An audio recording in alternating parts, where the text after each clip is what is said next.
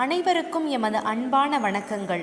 உலகத்திலேயே மிக மிக எளிதான செயல் ஒன்று உண்டென்றால் அது அடுத்தவர்களுக்கு உபதேசம் சொல்வதுதான்.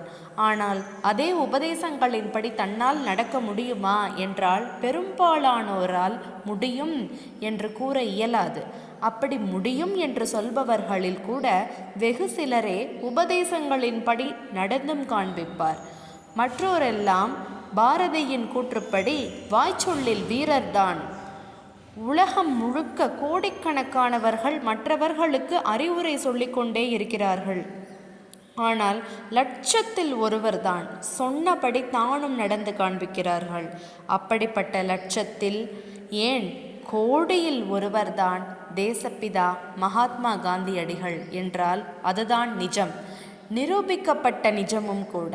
1934 இருந்து தொடர்ந்து 5 முறை அவரை கொலை செய்ய முயன்று தோற்று 6வது முறை அவர் கொலை செய்யப்பட்டார்.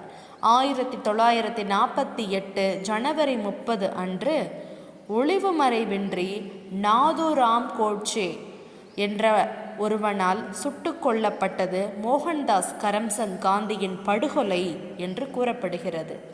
பெரும் தலைவர் காமராஜர் பின்பற்றிய தேசப்பிதா காந்தியடிகள் தீவிரவாதத்தால் இறந்த நாள் இன்று. பெரும் தலைவரை பின்பற்றும் நாமும் வன்முறையை தவிர்த்து தேசப்பிதா வழியில் நடக்க சபதமேற்போம்.